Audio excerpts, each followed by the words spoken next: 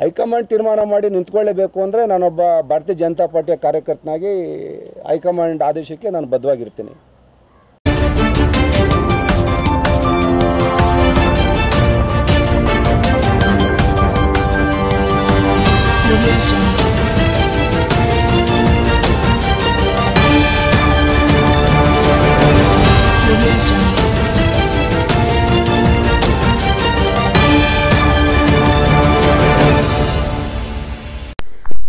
MP इंतखाबात में गर्मी लाने के लिए सीपी योगेश्वर ने प्रेस मीट करते हुए रुकन पार्लियामान के बीजेपी के उम्मीदवार बनने की ख्वाहिश जाहिर की।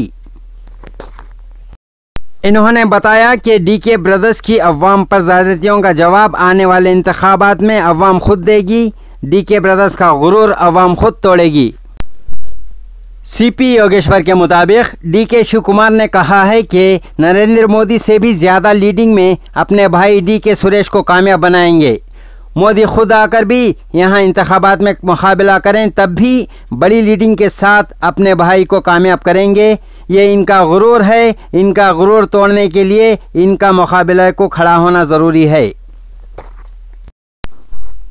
चलिए देखें साबिक रुकन असम्बली सीपी योगेश्वर का प्रेस मीट में खिताब। ನಮಗೆ ಒಂದೆರಡು ಮೂರು ಸವಾಲಿನ ಮಾತುಗಳು ಈ ಕ್ಷೇತ್ರಕ್ಕೆ ಸಂಬಂಧಪಟ್ಟಂತೆ ಮಾಧ್ಯಮದಲ್ಲಿ ಕೇಳಿ ಬಂದಿವೆ. ಒಂದು, ಇಲ್ಲಿಯ ಹಾಲಿ ಸಂಸದರು ಡಿ ಕೆ ಸುರೇಶ್ ರವರು 2 ಬಾರಿ ಒಂದು ಬೈ ಎಲೆಕ್ಷನ್ನು ಮತ್ತು ಒಂದು ಸಾರ್ವತ್ರಿಕ ಚುನಾವಣೆ 2 ಬಾರಿ ಇಲ್ಲಿಂದ ಆಯ್ಕೆಯಾಗಿ ಹೋಗಿದ್ದಾರೆ. 2 ಬಾರಿ ಆಯ್ಕೆಯಾದಾಗಲೂ ಕೂಡ ಭಾಳ ಪ್ರಮುಖವಾಗಿ ಚನ್ನಪಟ್ಟಣ ಕ್ಷೇತ್ರ ಅವರ ಜೊತೆಲಿ ನಿಂತಿತ್ತು. ಚನ್ನಪಟ್ಟಣ ಕ್ಷೇತ್ರದ ಮತದಾರರು ಸಂಪೂರ್ಣವಾಗಿ ಅವರಿಗೆ ಬೆಂಬಲಕ್ಕೆ ನಿಂತ್ಕೊಂಡ್ರು ಅಂತೇಳಿ ಅವರು ಚುನಾವಣೆಯಲ್ಲಿ ಗೆದ್ದರು ಅಂತೇಳಿ ನಾನು ಘಂಟಾಘೋಷವಾಗಿ ಯಾವತ್ತೂ ಹೇಳ್ತೀನಿ. ಮತ್ತು ಅವರ ಅಹಂಕಾರ ಮತ್ತು ಉದ್ದಟತನದ ಮಾತುಗಳು ನಮಗೆ ಭಾಳಷ್ಟು ಇವತ್ತು ನೋವನ್ನು ತಂದಿದೆ. ಅವತ್ತಿದ್ದಂಥ ಜನಬಲ ಇವತ್ತು ಅವ್ರಿಗಿಲ್ಲ ಅಂತ ನಾನಾದರೂ ಭಾವಿಸ್ತೀನಿ. ಮಾನ್ಯ ಶಿವಕುಮಾರ್ ಅವರು ಒಂದು ಮಾತು ಹೇಳ್ತಾರೆ, ಈ ದೇಶದ ಪ್ರಧಾನಿ ನರೇಂದ್ರ ಮೋದಿಯವರು ಏನು ಚುನಾವಣೆಯಲ್ಲಿ ಓಟ್ ತಗೋತಾರೆ ಅವ್ರಿಗಿಂತ ಹೆಚ್ಚಿಗೆ ಮತಗಳನ್ನು ನನ್ನ ತಮ್ಮನಿಗೆ ಕೊಟ್ಟು ಗೆಲ್ಲಿಸ್ತೀವಿ ಅನ್ನೋ ಮಾತನ್ನು ಅವರು ಮಾತಾಡಿದ್ದಾರೆ. ಇನ್ನೊಂದು ಸಾರಿ ಹೇಳ್ತಾರೆ, ನರೇಂದ್ರ ಮೋದಿಯವರು ಬಂದು ನಿಂತ್ಕೊಂಡ್ರು ನನ್ನ ತಮ್ಮನ ಚುನಾವಣೆಯಲ್ಲಿ ಗೆಲ್ಲಿಸ್ತೀನಿ, ಬೇಕಾದ್ರೆ ನರೇಂದ್ರ ಮೋದಿಯವರೇ ಬಂದು ಸ್ಪರ್ಧೆ ಮಾಡಲಿ ಅನ್ನೋ ಮಾತನ್ನು ಹೇಳ್ತಾರೆ. ಇದನ್ನು ನಾವು ಒಂದು ಚಾಲೆಂಜ್ ಆಗಿ ಸ್ವೀಕಾರ ಮಾಡ್ತೀವಿ. ಏನು ಬೆಂಗಳೂರು ಗ್ರಾಮಾಂತರ ಲೋಕಸಭಾ ವ್ಯಾಪ್ತಿಯ ಎಲ್ಲ ಮುಖಂಡರುಗಳು ಕಾರ್ಯಕರ್ತರು, ಹಾಗಾಗಿ ಈ ಚುನಾವಣೆಯನ್ನು ನಾವು ಪ್ರತಿಷ್ಠೆಯಾಗಿ ತೆಗೆದುಕೊಳ್ಳೇಬೇಕಾಗಿದೆ. ಈ ಮಾತಿಗೆ ಉತ್ತರವನ್ನು ಚುನಾವಣೆಯಲ್ಲಿ ನಮ್ಮ ಅಭ್ಯರ್ಥಿಯನ್ನು ಗೆಲ್ಲಿಸೋದ್ರ ಮುಖಾಂತರ ನಾವು ಅವ್ರಿಗೆ ಈ ಮಾತನ್ನು ವಾಪಸ್ ಹೇಳಬೇಕಾಗ್ತದೆ. ಒಂದು, ಅವ್ರಿಗಿವತ್ತು ಹಣಬಲ ಬಹಳ ಇದೆ ಅಂತೇಳಿ ಎಲ್ಲ ಮಾತಾಡ್ತಾರೆ. ಅವರಿಗಾಗಲೇ ಮಂತ್ರಿ ಆಗಿದ್ದಾರೆ, ನೀರಾವರಿ ಸಚಿವರಾಗಿದ್ದಾರೆ. ಈ ಒಂದು ಬೆಂಗಳೂರು ಏನು ನಮ್ಮ ರಾಮನಗರ ಜಿಲ್ಲೆಗೆ ನೀರು ಹರಿಸ್ತೇ ಹೋದರೂ ಕೂಡ ದುಡ್ಡನ್ನು ಒಳೆ ಹರಿಸ್ಬೋದು, ಅವ್ರ ತಮ್ಮನ್ನು ಗೆಲ್ಲಿಸ್ಬೋದು ಅನ್ನೋ ಒಂದು ಓವರ್ ಕಾನ್ಫಿಡೆನ್ಸ್ ಅವ್ರಿಗಿದೆ. ಈಗಾಗಲೇ ಎಲ್ಲ ಕಡೆ ಅವರ ಕಪ್ಪು ಸಾಮ್ರಾಜ್ಯದ ಬಗ್ಗೆ ನಾನೇನು ಹೇಳುವಷ್ಟಿಲ್ಲ. ನಾನು ಅದನ್ನು ಮೊದಲಿಂದ ವಿರೋಧ ಮಾಡಿಕೊಂಡೇ ಬರ್ತಾಯಿದ್ದೀನಿ. ಅವರ ಹಣಬಲ ತೋಳ್ಬಲ ಈ ಚುನಾವಣೆಯಲ್ಲಿ ನಮ್ಮ ಜನಾಭಿಪ್ರಾಯದ ಮುಂದೆ ಏನು ನಡೆದಿಲ್ಲ ಅಂಥೇಳಿ ನನ್ನ ಭಾವನೆ. ಮಾನ್ಯ ಸಂಸದರ ನಡವಳಿಕೆ, ಅವರ ದುರಹಂಕಾರ, ಆ ಗರ್ವ, ಅವರ ಹಣದ ಮದ ಮತ್ತು ಯಾರನ್ನು ಬೇಕಾದರೂ ನಾವು ದಮನ ಮಾಡ್ಬೋದು, ಅವರು ಏನು ತೋಳ್ಬಲ ಅಂತ ಹೇಳಿದೆ ಪೊಲೀಸ್ ಇಲಾಖೆ ಇನ್ನಿತರ ಇಲಾಖೆಗಳ ಮುಖಾಂತರ ಕಾರ್ಯಕರ್ತಗಳನ್ನ, ಮುಖಂಡರುಗಳನ್ನು, ನಾಗರಿಕರನ್ನು ಎದುರಿಸ್ತಕ್ಕಂಥ ರೀತಿ ಮತ್ತು ಅವ್ರದ್ದೇ ಆದಂಥ ಕಾಂಗ್ರೆಸ್ ಪಕ್ಷದ ಮುಖಂಡರುಗಳನ್ನು ಬಹಳ ಕೇವಲವಾಗಿ ಕಾಣ್ತಕ್ಕಂಥದ್ದು, ಅವರ ಉದ್ದಟತನದ ಮಾತುಗಳು, ಇವೆಲ್ಲ ಅವರಿಗೆ ಬಹುಶಃ ಈ ಚುನಾವಣೆಯಲ್ಲಿ ಮುಳುವಾಗ್ತದೆ ಅಂತ ನಾನು ಭಾವಿಸ್ತಿದ್ದೀನಿ. ನನಗೆ ಗೊತ್ತಿರೋ ಮಟ್ಟಿಗೆ JDSನ ಯಾರು ಮುಖಂಡರುಗಳಿದ್ದಾರೆ ಅವರಿಗೆ ಸಹಕಾರ ಕೊಡೋದಿಲ್ಲ ಇವರಿಗೆ DK ಸುರೇಶ್ ಅವರಿಗೆ ಅಂತ ನನ್ನ ಭಾವನೆ. ಈಗ ನಾನು ಭಾಳ ಹಿಂದನೇ ತಮ್ಮನ್ನು ಮಾಧ್ಯಮದ ಸ್ನೇಹಿತರೆಲ್ಲ ಕರೆದು ನಾನು ಮಾತಾಡಿದ್ದೀನಿ. ನನ್ನನ್ನು ಚನ್ನಪಟ್ಟಣದ ಜನ ತಿರಸ್ಕಾರ ಮಾಡಿದ್ದಾರೆ ಚುನಾವಣೆಯಲ್ಲಿ ಸೋಲಿಸಿದ್ದಾರೆ. ಮತ್ತೆ 4 ವರ್ಷ ಇನ್ನು 5 ವರ್ಷ ನಾನು ಚುನಾವಣೆ ಸ್ಪರ್ಧೆ ಮಾಡೋದಿಲ್ಲ ಅಂತ ಮೊದಲೇ ಹೇಳಿದ್ದೆ.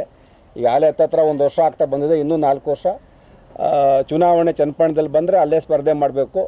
ಮತ್ತು ಯಾವುದೇ ರಾಜ್ಯ ಸರ್ಕಾರದಲ್ಲಿ ನಾನು ಬರೀ ರಾಜ್ಯ ಮಟ್ಟಕ್ಕೆ ಇರಬೇಕು, ದೆಹಲಿ ಆಸೆ ನನಗೇನಿಲ್ಲ.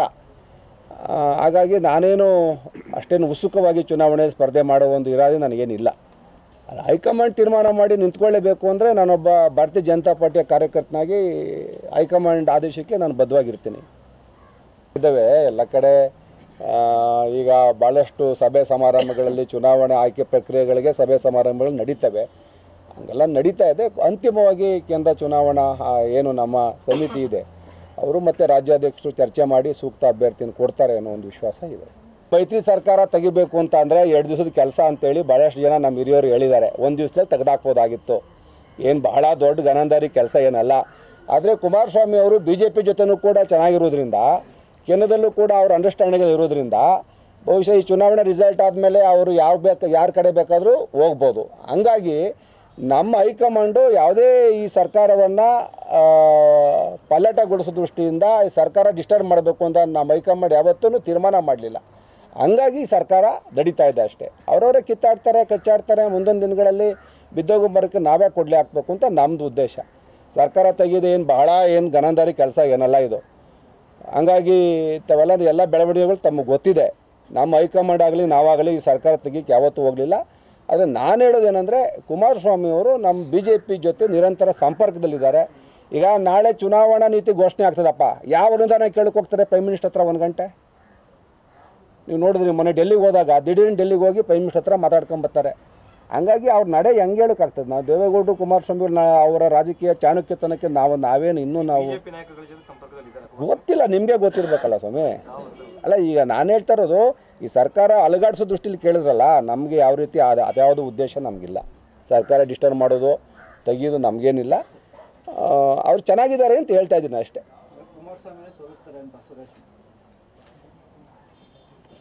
No comments. ಅಯ್ಯೋ, ಜನ ತೀರ್ಮಾನ ಮಾಡ್ಬೇಕಣ್ಣ, ನಾವ್ಯಾರು. ಅಲ್ಲ, ನಾನು ಅಷ್ಟೊಂದು ಹೇಳಿಲ್ಲ. ನಾನು ಇರೋದನ್ನು ನಿಮಗೆ ವಿಸ್ತಾರವಾಗಿ ಹೇಳಿದ್ದೀನಿ ಅಷ್ಟೇ. ಈಗ ಈ ದೇಶದಲ್ಲಿ ಚೀಫ್ ಮಿನಿಸ್ಟರ್ಗಳು ಪ್ರೈಮ್ ಮಿನಿಸ್ಟರ್ನ ಮಾತಾಡ್ತಾರಪ್ಪ, ಹೋಗಿ ಭೇಟಿ ಆಗ್ತಾರೆ. ಕುಮಾರಸ್ವಾಮಿ ಡೆಲ್ಲಿಗೆ ಹೋದಾಗೆಲ್ಲ ಪ್ರೈಮ್ ಮಿನಿಸ್ಟರ್ ಭೇಟಿ ಮಾಡ್ತಾರೆ. ಇಲ್ಲಿ ಎಲ್ಲ ಒಂದು ಸ್ವಲ್ಪ ಅವ್ರ ಬಗ್ಗೆ ಬೈತಾರೆ. ಅಲ್ಲಿ ಹೋಗ್ಬಿಟ್ಟು ನೆಕ್ಸ್ಟ್ ಡೇನೇ ಹೋಗಿ ಟೈಮ್ ತೊಗೊಂಡು 1 ಗಂಟೆಗೆ ಕೂತ್ಕೋತಾರೆ. ಇದು ನಿಜ ತಾನೆ? ಇದೆಲ್ಲ ಒಪ್ತೀರಾ ನೀವು? ಹಂಗಾಗಿ ನನಗೆ ಗೊತ್ತಿಲ್ಲ ಎಲ್ಲೆಲ್ಲಿ ಸಂಪರ್ಕ ಇರ್ತಾರೋ. ಈಗ ನಾನು ಜಾಸ್ತಿ JDS ಬಗ್ಗೆ ಮಾತಾಡೋಕೆ ಹೋಗೋದಿಲ್ಲ. ಅವ್ರು ಎಲ್ಲಿ ಬೇಕಾದರೂ ಹಿಂದೆ JDS BJP ಸರ್ಕಾರ ಮಾಡಿತ್ತು.